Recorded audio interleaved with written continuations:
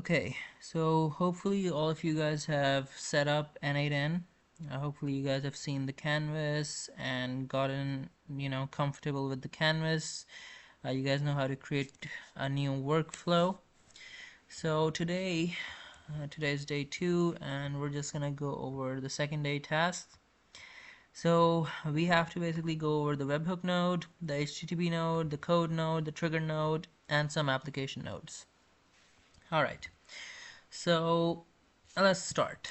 Okay, so again, if any of you guys have not set up N8N, then do let me know if you guys are having any problems. If not, then you guys should set up N8N and be practicing and working with me. And like, this is an internship, this is not like a guided course, so keep that in mind. All right, so the webhook node. I will try to keep this as non-technical as possible. We're not really gonna cover things like, what are REST APIs, or what exactly is a GET or POST or PUT or PATCH request, or what's an HTTP request or an HTTP response, and headers and body and etc. I'll keep this very focused on just N8N. So in essence, what a webhook is, it's just like a doorbell on your house. So consider the scenario where some service or some software outside of N8N, outside of your automation, is trying to trigger your automation. It's trying to send a message to your automation. So for that, you guys will be using the webhook node. So what a webhook basically is that it gives you a URL, it gives you a link to basically hit, and the other services, the third-party services that want to trigger this workflow, basically hit this link. So I'll use a service called Postman to actually hit this link and show you guys. So you can actually, so like, this webhook node has given us this URL, this link, and we can actually hit it with Postman. And if I open it up here, and let's say I want to hit, and you can see the type of the request from here and the URL, and you just grab that from there, and then you send the request. And yeah, and you can write something in the body as well. Let's say you write let's say your some software is sending some specific data to your workflow. So let's say it's sending name equals James or something. So it's sending this data, right? So if you send the request, then it's gonna be, the webhook is not registered. It just says that because you haven't, the webhook is not listening. You make the webhook listen, and now it's listening. And now if you send the request, then it should be successful. Yeah, so workflow was started. And if you come here, then this node has actually caught that request which you sent, and it actually caught it, and you can see here that the name James is here. So that's what a webhook node is. It's like a doorbell, a third-party service. Like, you can imagine something like WhatsApp. When a WhatsApp message comes, so it basically sends a request to your webhook node, which would trigger a complete workflow. You can imagine something like that. So in essence, what it is, it's basically like a doorbell, and someone is coming and ringing this doorbell, and when they ring it, this triggers, right? So this triggers. So that's what a webhook is, like, in a very non-technical way.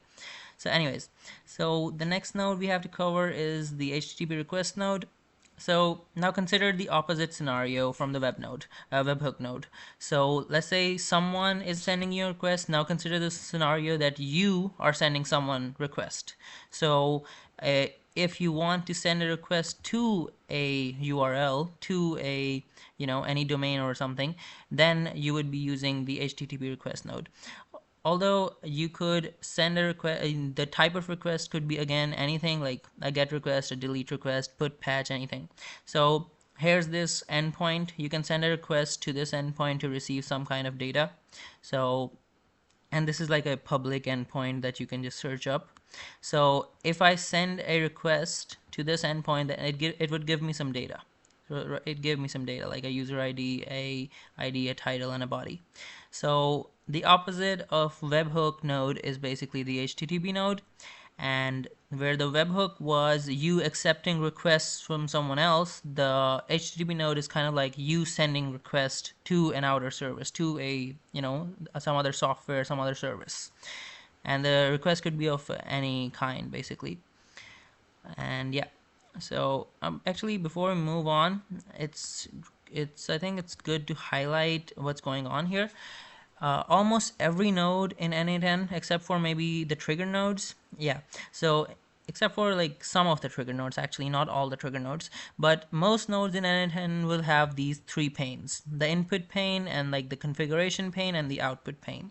So this is the data that is flowing into the node. So this node, like this node, there's no data flowing into it, right? So there's nothing here. And this is the data flowing out of the node, which is not being accepted by anything yet, but this is the data flowing out, and this is the data flowing in, and this is the configuration of the node. So you're gonna see this menu whenever you click on almost any node, although there are some like trigger nodes. These nodes probably don't have that because it's a trigger node, and trigger nodes are never supposed to have any input, so it's a trigger node, right? Although the webhook node, this node that we already covered, it is also a trigger node, but it can accept some data from that third-party server, which is why it will have a input pane like this. So you can think of it like that. Now let's move on. The third node is a JavaScript node. So in the last lesson, yesterday's lesson, I did say that N8N is very low code. So there's not a lot of coding involved, but you could do coding with the help of this node. This is like the main node in N8N where you can actually write JavaScript, and you can actually also write Python, but you would have to set that up separately. We're not going to teach you JavaScript as part of this course, so our main concern is probably not going to be this node, but there's some basic JavaScript syntax that we might cover. But for now, what you guys need to know is that this is one of the default nodes in N8N, and it could be used for coding. You can grab any kind of inputs that are coming into this node, manipulate those inputs with the help of JavaScript, and then output that, okay? So this is another node. And of course there are trigger nodes. So trigger nodes are basically the nodes that start up your workflow. Okay, so like it's basically the first node that will get hit, and when it's hit, the rest of your workflow triggers. Like this webhook node was actually a trigger node. Some third-party software would come in, they would hit this node, and that would trigger a workflow, right? And there are different kinds of trigger nodes. Now there's a chat trigger node. Like if you write something, if you send a message, this node would be triggered, okay? So if you can actually see that there's a pane here, and then you can actually send messages. Like if I delete this node, then like that pane would not like be sending any messages to anywhere. So we need this node, and it receives messages, and once there is a message sent, that is what triggers this node. By the way, if you guys have trouble like setting these nodes up, or if you guys are wondering what these are, you can just click the plus button here and search up any of the nodes, like let's say the webhook node, and you guys can deploy that, or the HTTP node, you guys can deploy that, or let's say the code node, you guys can deploy that as well. So yeah, you can deploy the nodes from that pane. And if you guys are wondering what these are just sticky notes that you can deploy from there. And you can just delete this and then roam around, like use the sticky note however you want. So yeah, anyways, so these are the trigger nodes, okay? So this would trigger when a chat message is sent from here. This is a manual trigger node actually. So this is mostly used for testing. A manual trigger node is just a trigger node that we just click on the button and it triggers, and that's it. It's not used in like production, but when we're testing, we're mostly using manual triggers. Schedule trigger is special, and it's used for scheduling. Like let's say you have a workflow, you have an automation, and it triggers at 11 p.m. every night.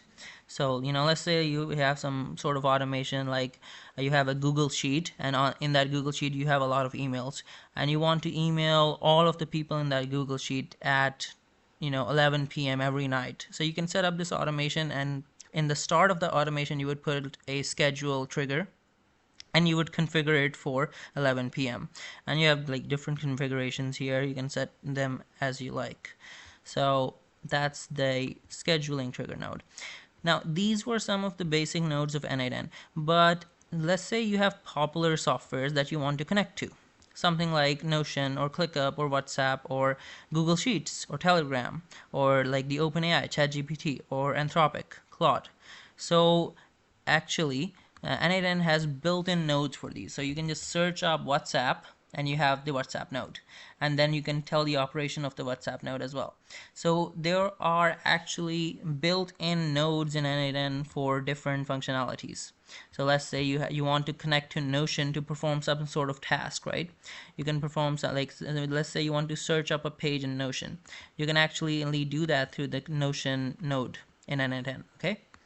Similarly, if you want to receive a message or send a message on WhatsApp, you could use the WhatsApp node. We'll talk about configurations and credentials later. They are very simple to set up. You basically mostly need API keys, and you can access, like, for example, the WhatsApp API key. You can go to the Meta Developer Dashboard. You can search that up, Meta Developer Dashboard, and you can get a WhatsApp API key and then put that here and configure this. Similarly, if you're using ChatGPT, I think if you're using the paid version of ChatGPT, then you have access to their API as well. I guess the Gemini API is free, so we'll be using the Gemini API probably. So we'll set that up later. But for now, just what I want to get across is that we're not gonna just, like, we don't need to build everything from scratch in N8N using these basic nodes. There are, like, pre-configured nodes specifically built for applications, right? So for ClickUp, for WhatsApp, and so on and so forth, right? And there are many others as well. Like, for example, there's a web scraping service, a popular web scraping service called Firecrawl, and there's a node for that as well. And let's say you want to do like calendars, Google, you want to set up calendar meetings, so there's a node for Google calendars as well, and they're very easy to configure as well. So I think that was most of it for day 2, and it was basically an introduction into different types of nodes. So we covered webhook, we covered HTTP requests, we covered the code node, the trigger node, and some application nodes. Yeah. All right, that was it for day 2. So I hope you guys understood, and if you guys have any questions, then feel free to ask in the group. And for now, you guys your job is just to understand the theory, understand what these nodes are and what these will be used for. Of course, when we use them in actual workflows, then it will make a lot more sense, like, using a webhook node in an actual workflow, like a software hitting this node and that triggering a complete workflow. That will be, then it would make more sense to you. But for now, just understand the theory, how to import in these nodes, and yeah, so that's it.